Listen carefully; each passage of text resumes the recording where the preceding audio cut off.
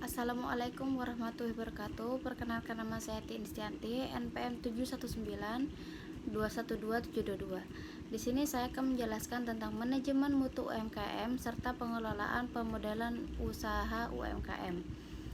Yang pertama, saya akan menjelaskan tentang pengertian pengadaan.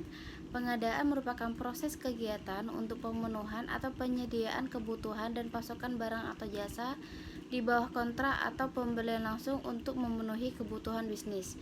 Pengadaan dapat mempengaruhi keseluruhan proses arus barang karena merupakan bagian penting dalam proses tersebut. Selanjutnya, pengertian persediaan. Manajemen persediaan merupakan proses pemesanan, penyimpanan, dan penggunaan inventaris perusahaan mulai dari bahan baku, komponen, dan produk jadi. Secara sederhana, manajemen persediaan adalah manajemen rantai distribusi dimulai dari produsen ke gudang, kemudian dari gudang ke titik penjual akhir. Selanjutnya ada mengelola proses produksi UMKM, proses pengelolaan persediaan dalam proses produksi. Yang pertama, ada sumber untuk mendapatkan bahan baku, yaitu barang yang diproduksi.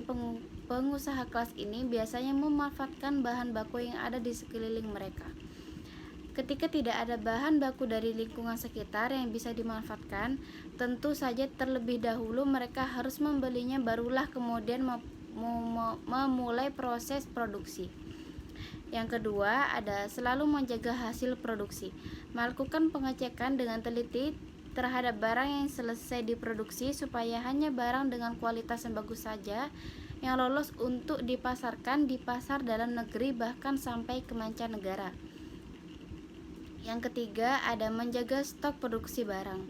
Sebagai jenis usaha berskala kecil, maka yang harus diperhatikan adalah menjaga stok produksi barang supaya sirkulasi modal tetap berputar dengan baik dan lancar, tidak mengalami perubahan secara drastis.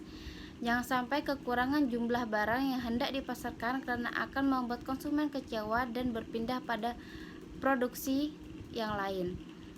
Dan yang keempat, pergudangan atau penyimpanan stok barang.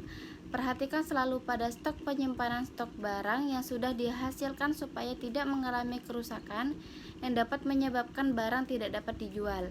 Lakukan pengecekan berkala terhadap tempat penyimpanan barang dan perawatan pada barang itu sendiri, sehingga meskipun barang belum laku terjual, dalam waktu dekat kondisi barang masih tetap terjaga dengan baik.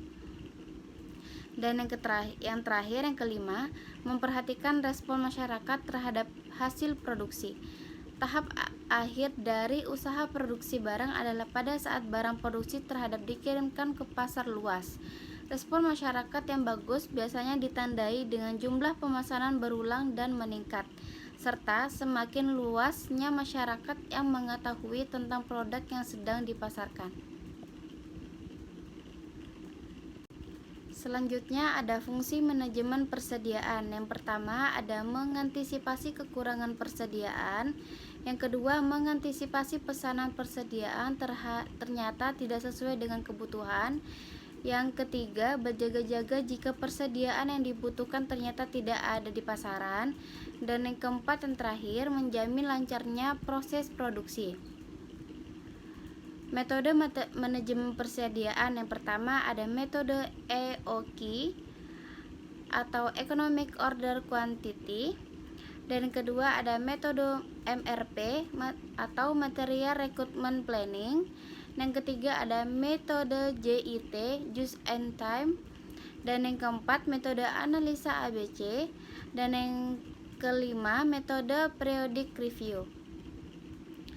Selanjutnya, proses produksi UMKM. Yang pertama ada sumber untuk mendapatkan bahan baku. Yang kedua, selalu menjaga hasil produksi. Yang ketiga, menjaga stok produksi barang. Dan yang keempat, pergudangan, penyimpanan stok barang. Dan yang kelima, memperhatikan respon masyarakat terhadap hasil produksi. Mungkin itu saja yang bisa saya sampaikan. Assalamualaikum warahmatullahi wabarakatuh.